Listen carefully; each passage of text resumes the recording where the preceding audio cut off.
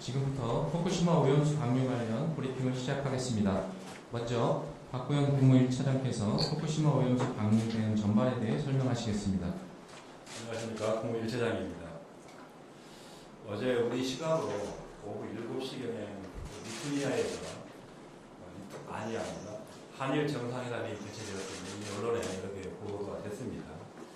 그 자리에서 오염수 처리와 관련해서 몇 가지 의미 있는 논의가 좀 갔었고요.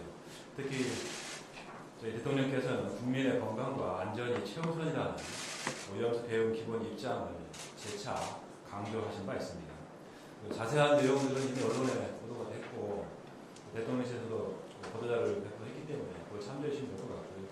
저희 지금 TF 차원에서 말씀드려서 그 정상 간에 그 논의가 있었기 때문에 후속 이행 차원에서 일본 측과 신고 협의에 조속 개시를 착수할 예정입니다. 진전 사항이 있으면 수시로 설명을 드리도록 하겠습니다.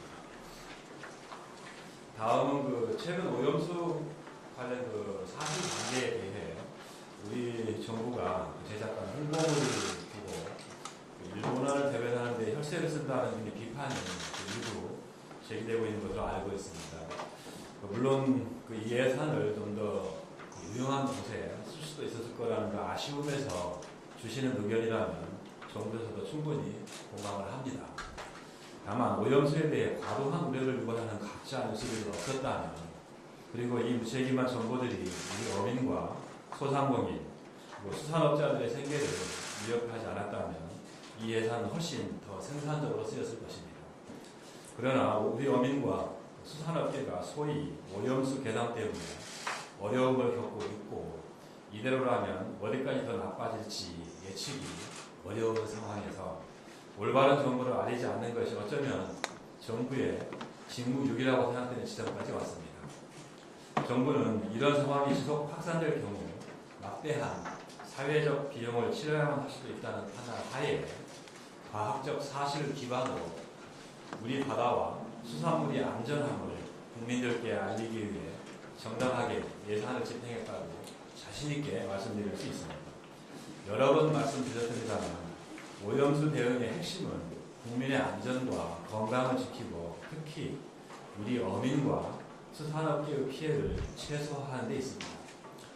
정부 홍보물 제작에 든 비용을 들다 보기 전에, 그리고 오염수에 대한 사실관계를 바로잡는 정부의 노력을 일본 정부 대변이라고 비판하시기 전에 이러한 현상의 원인은 우리 바다와 수산물이 안전하다고 하는 사실을 외면한 채 사실과 다른 정보들을 의도적으로 확대, 재생산하는 행위에 있다는 점을 다시 한번 살펴봐 주시기 바랍니다.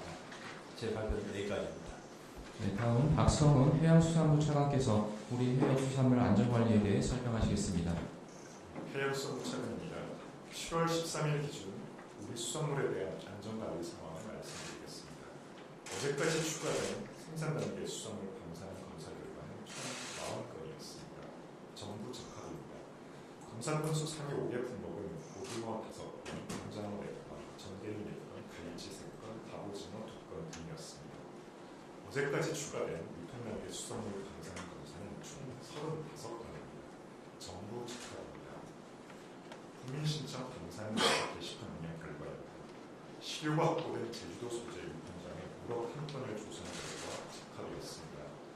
이를 포함해 국민신청 방사능 검사 게시판 운영을 시작한 지난 4월 24일 이후 총 108건을 선정하였고 97건을 완료하였으며 모두 적합이었습니다.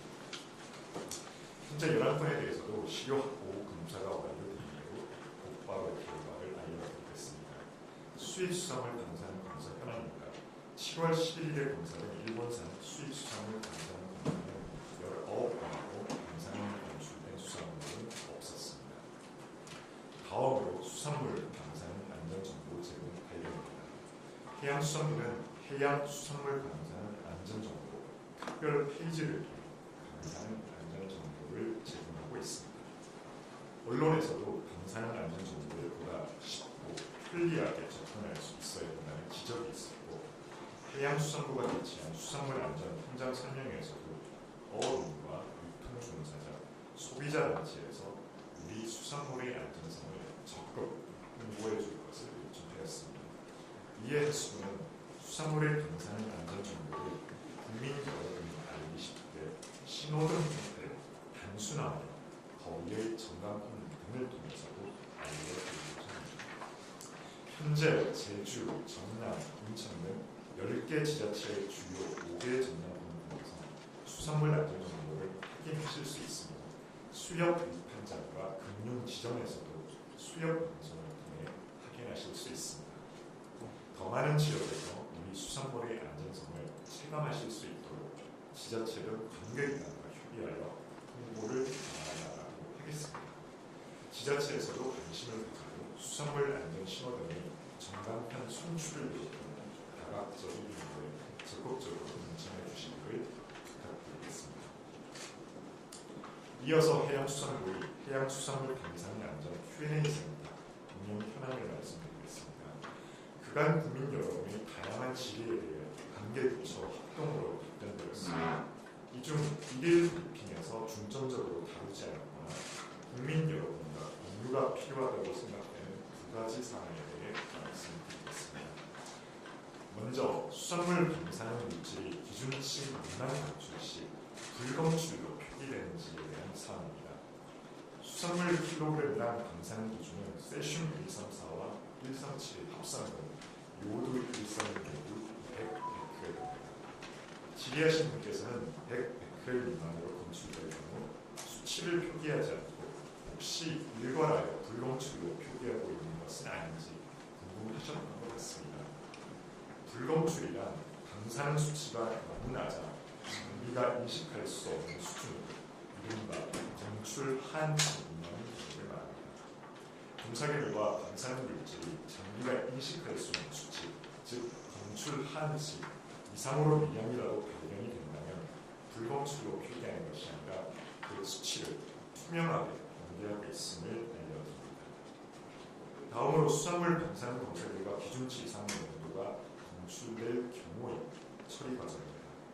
다시 한번 강조해서 말씀드리지만 2011년 후쿠시마 원전 사고 이후 실시한 7만 6천여 건의 수산물 방사능 검사 결과 부적합한 사례는 단 한 번도 없었고 우리 바다와 수산물은 안전하게 관리되고 있는 만큼 앞으로 기준치 이상의 방사능이 검출될 가능성이 없다고 판단하고 있습니다.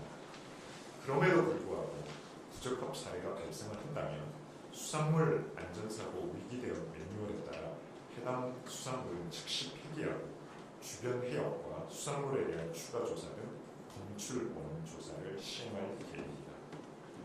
Q&A 센터는 해양수산물 누리집에 접속하시면 쉽게 확인하실 수 있습니다. 해양수산물은 우리 바다와 수산물 안전에 대해 국민 여러분께서 확신하실 수 있도록 앞으로도 지휘사항에 성실히 답변해 드리겠습니다. 감사합니다. 다음 김성일 한국원자력안전기술원 책임연구원께서 방사성 핵종 배출 기준에 대해 설명하시겠습니다. 네, 안녕하십니까. 한국원자력안전기술원 책임연구원 김성일입니다. 오늘은 후쿠시마 오염수 처리 관련하여 원자력안전기술원 기술검토팀이 과학기술적 검토를 수행함에 있어 중요한 기준으로 검토했던 방사성 물질의 배출 기준에 대해 설명드리고자 합니다. 원자력 시설의 운영 과정에서는 필수적으로 방사성 물질이 발생합니다. 이 때문에 원자력 시설에서 발생한 방사성 물질을 안전하게 관리하는 것은 매우 중요합니다. 원자력 시설에서 발생한 액체 및 기체 방사성 물질은 농도를 최대한 저감시킨 후 배출 기준을 만족하는 경우 환경으로 배출하게 됩니다. 이에 따라 원자력 시설을 이용하는 국가들은 방사성 물질을 환경으로 배출하는 경우 지켜야 하는, 즉 배출 기준이라는 구체적인 수치를 법령에서 제시하고 있습니다. 이러한 수치는 전 세계 전문가가 모여있는 국제방사선 방호위원회 ICRP와 IAEA 국제원자력기구가 제시하고 있는 국제기준인 일반인의 선량함도, 즉 연간 1mS를 만족해야 하는 것이 대전제 조건이 됩니다. 여기서 1mS의 의미에 대해서 간단하게 설명드리면 ICRP는 임상실험 등 다양한 연구를 통해서 방사선 피폭과 인체의 영향의 상관관계가 100mS 이상일 때만 분명하다고 판단하고 있으므로 여기서 정한 선량한도 1mS는 충분히 보수적인 값이라고 생각하시면 되겠습니다.